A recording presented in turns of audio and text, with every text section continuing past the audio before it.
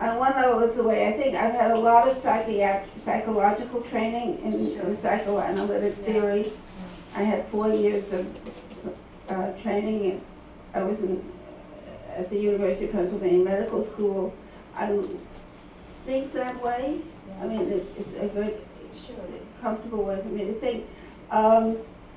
I guess what I combine is I'm trying now, increasingly much educated by Rada and Goran, to read in political theory, and actually not so much U.S. political theory where people like Rawls and you can't stand them.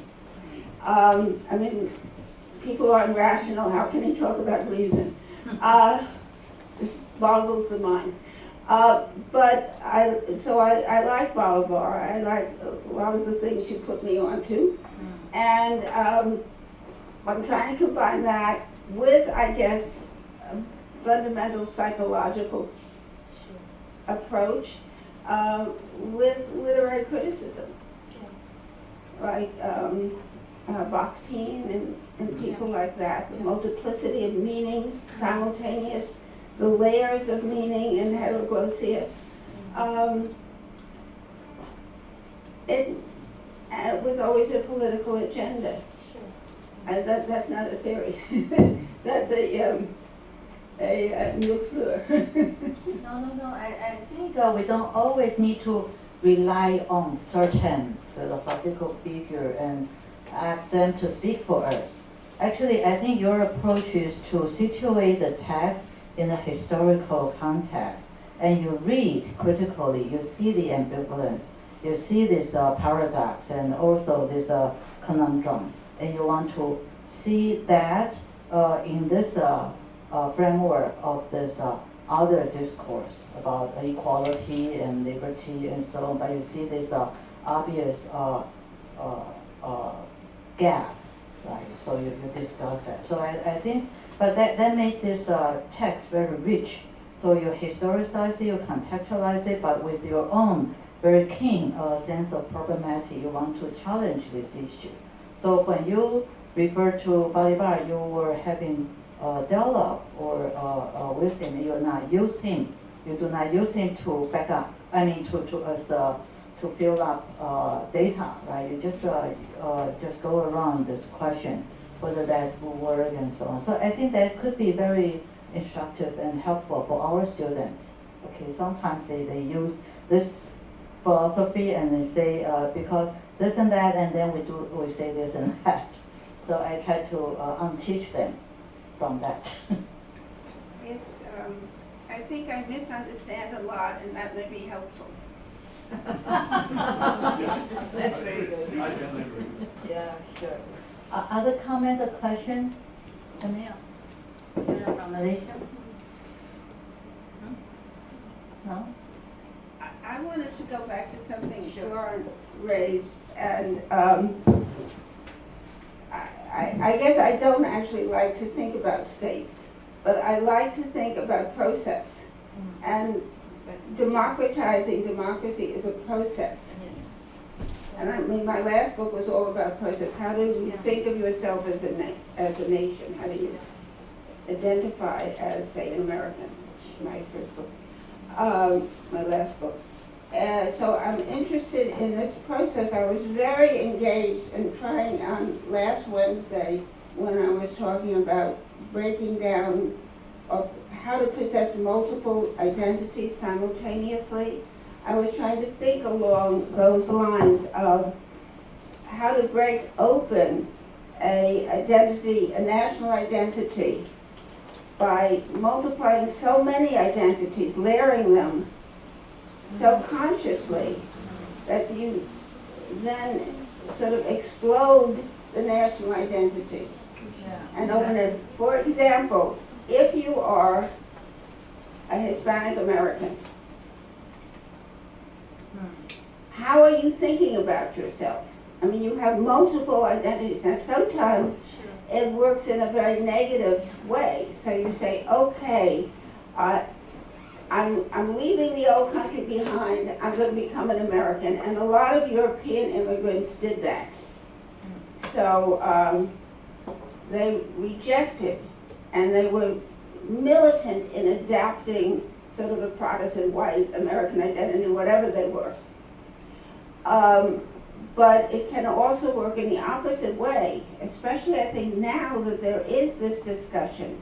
Like there's a big debate, or just a very simple, in some ways a simple, sometimes very complex way, a debate over the census. Every 10 years you have a new census in the United States, and it really controls money. I mean, it's really about money. And who gets how much. And people started about, well, maybe almost 20 years ago, they said, we don't like these categories of black, white, you know.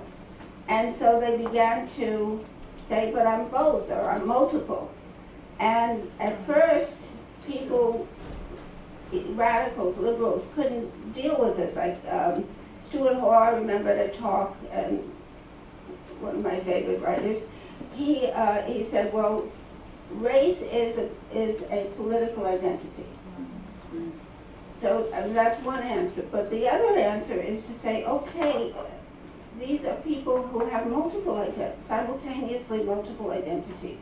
And they can either be divided against themselves or they can multiply. And so I'm trying to think along those lines, along the issue now of democratizing, which would, I don't know how it would work, but I think that's another line of thinking that I find very attractive, actually, because I like confusion.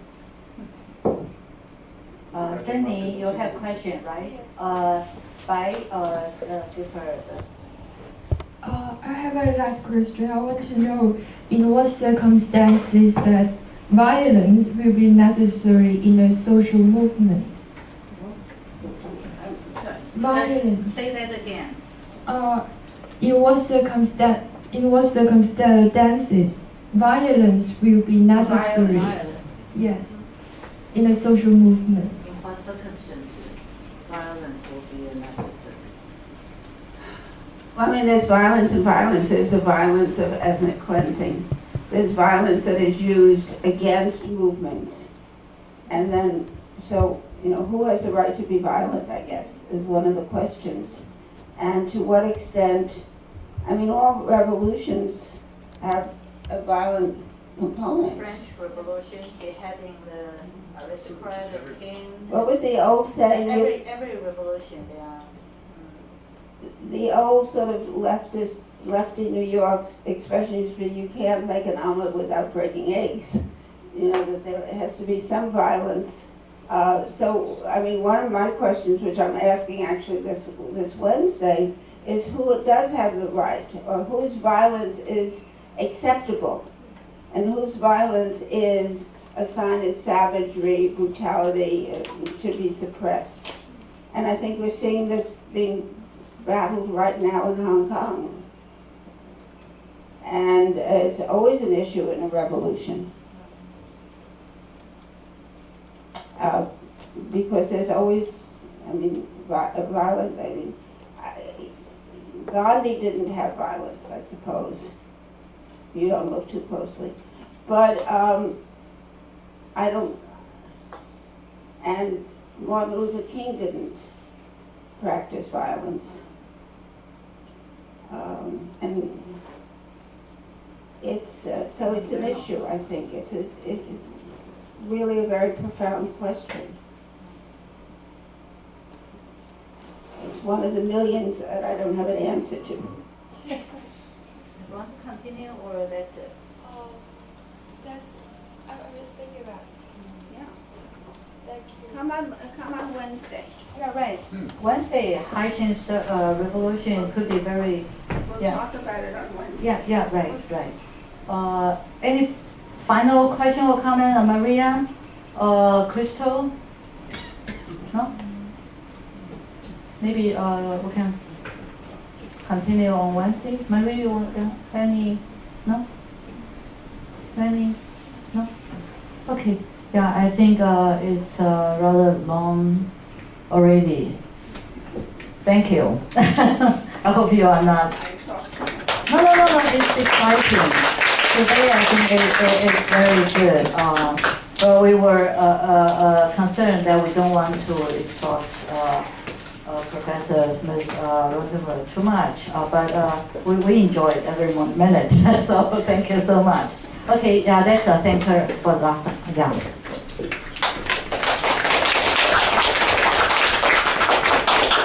And do come back with your questions on Wednesday. I think that's a very tricky, important example for us to think through. Yeah. Okay.